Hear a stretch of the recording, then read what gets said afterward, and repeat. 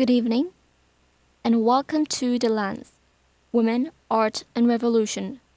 This is Bogyum, broadcasting from SoneFM, and I'm thrilled to have you join me tonight as we begin a journey into the lives, works, and stories of extraordinary women artists. These are the women who defied expectations, shattered barriers, and left behind the legacies of resilience and revolution through their art. First, let me ask you something. Can you name 5 female painters from history? Go ahead. Take a moment to think. Not so easy, is it? Even those of us who know a bit about art often struggle to name women artists, let alone their masterpieces. And that's because the world of art, like so many other fields, has historically celebrated men while sidelining women's contributions. But through this program, I hope to change that. Together, we'll explore the her story of art, not just history. By looking at art through this lens, we'll uncover new perspectives, celebrate overlooked brilliance, and better understand the powerful role women have played in shaping the world of art. Tonight, in the first episode of The Lens, we're focusing on one of the most extraordinary figures in art history, Artemisia Gentileschi. She was a Baroque master who overcame unimaginable challenges to create works of stunning emotional power and unflinching intensity. Before we dive into Artemisia's story, I'd like to start us off with a musical piece that perfectly complements tonight's theme of resilience and spiritual strength. Our first song is Inspirations, after Hildegard von Bingen, O Inis Spiritus Paracliti, performed by violinist Imo Yang and soprano Sunny Lim. This piece is inspired by the music of Hildegard von Bingen, a 12th century composer, mystic, and one of the first women in Western history to create a body of music that has survived to this day. Hildegard von Bingen was a revolutionary figure, breaking barriers in a male-dominated medieval church to become an abbess, composer, and even a philosopher. Her compositions are infused with spirituality and passion, much like Artemisia's paintings, making this piece a fitting tribute to women's resilience across the ages. Here is Inspirations by Imo Yang and Sunny Lim. That was Inspirations performed by violinist Imo Yang and soprano Sunny Lim, a hauntingly beautiful homage to the brilliance of Hildegard von Bingen. Hildegard's story is a reminder that women have been creating and contributing to art and culture for centuries, even when history tried to erase their voices. And that brings us to Artemisia Gentileschi, a woman who, like Hildegard, refused to be silenced. Artemisia Gentileschi was born in Rome in 1593. At the height of the Baroque period, she was the daughter of Orazio Gentileschi, a respected painter, and it was under his guidance that Artemisia began her training as an artist. From an early age, her talent was unmistakable. Her ability to depict dramatic scenes, the use of light and shadow, and her emotional depth rivaled that one of her male counterparts. But Artemisia's path was not an easy one. Women in 17th century Italy were barred from formal art education. They couldn't join professional guilds or study anatomy, which was considered inappropriate for women. For Artemisia, even pursuing art as a career was revolutionary. Despite these barriers, Artemisia's talent set her apart, but her life was overshadowed by a traumatic event that would shape both her art and her legacy. At the age of 17, she was sexually assaulted by Agostino Tassi, a fellow artist and colleague of her father. The subsequent trial was public and humiliating. Artemisia was subjected to torture to prove her honesty, while Tessie faced little to no consequences.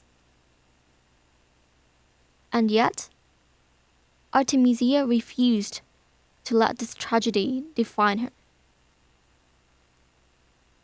Instead, she poured her emotions into her art, creating some of the most powerful and defiant work of the Baroque period. Her masterpiece, Judith slaying Holofernes, is a prime example. In this painting, with a dramatic, dimly lit scene, Judith, the biblical heroine, is in the act of decapitating Holofernes. An Assyrian general, blood spills from his neck as he struggles against her, but Judith is resolute, her expression fierce and unrelenting. Her servant hurls Holofernes down, assisting in the act. What makes this painting so striking is its raw intensity. Unlike earlier depictions of these scenes by male artists, where Judith is often shown as delicate or hesitant, Artemisia's Judith is strong, focused, and determined. This is not a sanitized version of violence. It is brutal and unapologetic. Artemisia imbues Judith with the power and rage of a woman who has been wronged and who fights back. Before we continue, let's take a moment to reflect on Artemisia's resilience and the strength of her artistic voice with a piece of music by another remarkable woman, Clara Schumann. Clara Schumann was a 19th century composer and pianist who, like Artemisia, defied the conventions of her time. She was a child prodigy and later became one of Europe's most celebrated pianists. Yet her career was often overshadowed by her husband, the composer Robert Schumann. Despite this, Clara composed stunning works that are now recognized as masterpieces. We will listen to the first movement of Three Romances for Violin and Piano, Opus 22, Andante Molto. This is a lyrical and emotional piece performed here by a violinist and pianist, a reminder of Clara's brilliance as both a composer and performer. That was Three Romances for Violin and Piano, Opus 22, composed by Clara Schumann. Clara's ability to create such tender, powerful music reminds me of Artemisia's ability to channel her emotions into her work. Both women created art that endures despite the challenges and prejudices they faced. Now let's go back to the story of Artemisia. In the paintings of Artemisia, it's also worth noting that Artemisia painted multiple versions of the scene. One version, completed around 1612 to 1613, is slightly less dramatic but still powerful. The version we are discussing tonight, painted between 1614 and 1620, is her mature interpretation of the story, and it reflects her growing confidence and skill as an artist. It's impossible to separate Artemisia's personal trauma from her art.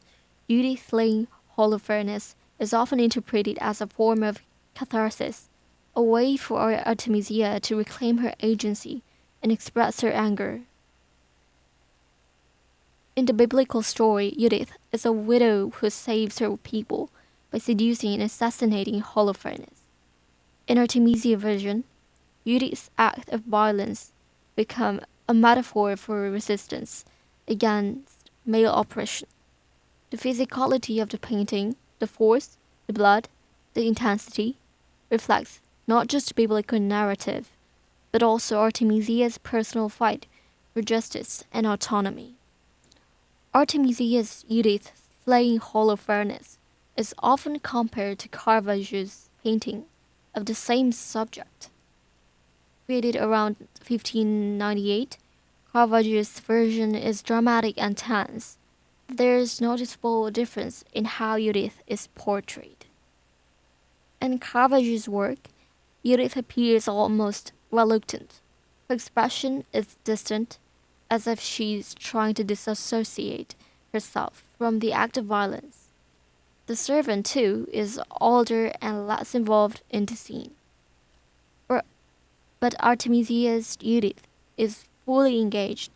There is no reluctance, no detachment, only determination.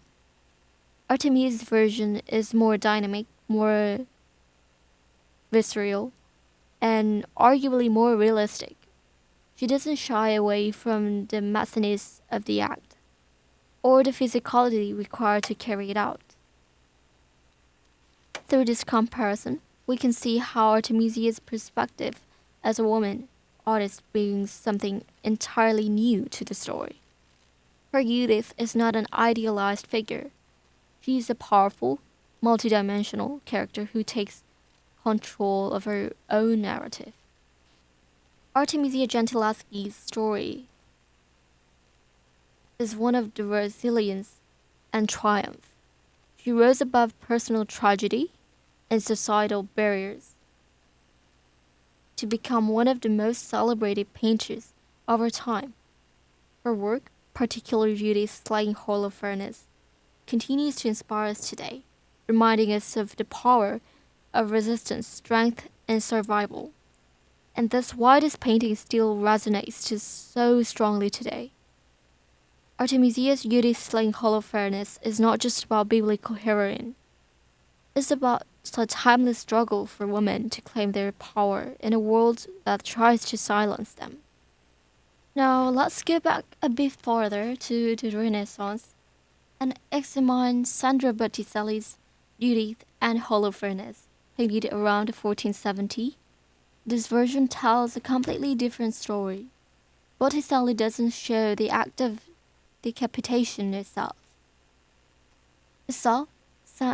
Instead, he depicts Judith after the act, holding Holofernes' served head in one hand and his sword in the other.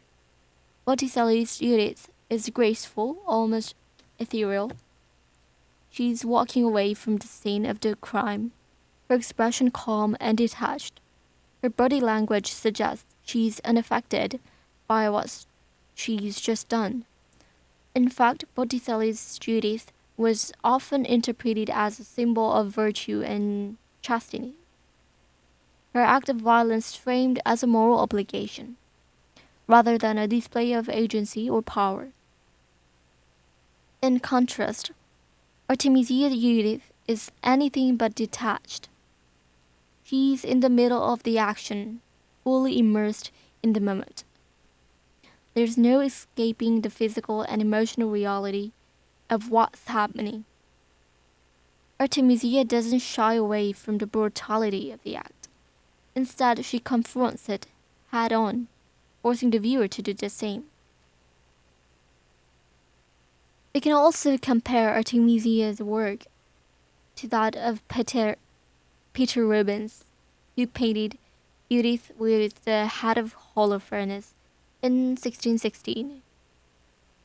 Rubens, like Botticelli, used to depict Judith after the act of decapitation.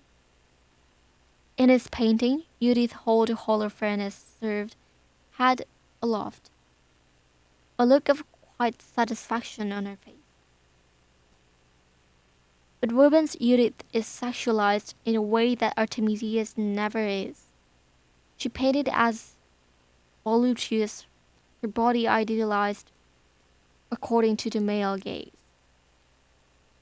The focus isn't on her strength or determination, but on her beauty. This is what makes Artemisia's version so revolutionary. Her Judith isn't there to be admired or desired. She is there to be respected, and perhaps even feared. Artemisia strips away the layers of idealization and objectification, presenting Judith as a real woman, powerful, determined, and capable of extraordinary violence when the situation demands it. What's remarkable about Artemisia's Judith slaying Holofernes is how it reclaims the narrative. In a time when women were often portrayed as passive or submissive, Artemisia paints Judith as the hero of her own story. This perspective could only come from a woman who understood, on a deeply personal level, what it meant to fight back. Artemisia's life was marked by trauma.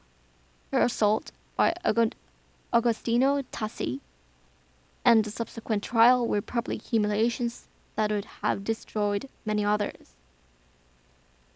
But Artemisia refused to be silenced. She channeled her pain and anger into her heart, creating a work that speaks to the strength and resilience of women. Another fascinating aspect of Artemisia's Judith slaying Holofernes is the role of Abra, Judith's maidservant. In many earlier depictions of this story, Abra is a passive figure, standing off to the side or holding a basket for Holofernes' head. But in Artemisia's version, Abra is just as engaged as Judith. She grips Holofernes' arm, using her full strength to hold him down. Her expression mirrors Judith, focused, determined, and unrelenting. Together, the two women form a powerful unit, working in union to overcome their enemy. This depiction of female solidarity is a recurring theme in Artemisia's work. In a world where women are often pitted against each other, Artemisia presents them as allies, supporting and empowering one another. Artemisia Gentileschi's Judith slaying Holofernes isn't just a masterpiece of Baroque art. It's a timeless symbol of resistance and resilience. Its themes of female empowerment resonate just as strongly today as they did in the 17th century. In recent years, Artemisia's work has been rediscovered and celebrated by feminists and other art historians like me. Her paintings have become icons of the Me Too movement, reminding us that the struggle for justice and equality is far from over. But beyond its political significance, Judith slaying Holofernes is a testament to Artemisia's extraordinary talent. Her ability to capture emotion, movement, and drama rivals that of any male artist of her time. And yet, for centuries, her contributions are overlooked. Today, we honor Artemisia not just as a survivor, but as master of her craft. Her work reminds us of the power of art to challenge, to inspire, and to endure. In our modern world, where women continue to fight for equality and justice, Artemisia's work feels as relevant as ever. I think about women in Korea who are standing up for their rights, challenging outrageous systems of patriarchy and their employments, demanding challenges. Artemisia's Judith is their spiritual sister, our spiritual sister, a powerful symbol of resistance, strength, and resilience. By reclaiming the narrative and presenting Judith as a figure of action and agency, Artemisia reminds us that art can be a powerful tool for resistance and transformation. Thank you for joining me tonight on The Lens, Women, Art and Revolution. I hope this exploration has deepened your appreciation for Artemisia's work and her enduring legacy. Next week, we will turn our focus to another remarkable woman, Frida Kahlo, whose deeply personal and political paintings continue to inspire millions around the world. Until then, this is Bogyum signing off from SoneFM. Stay strong, stay curious, stay keep looking through the lens.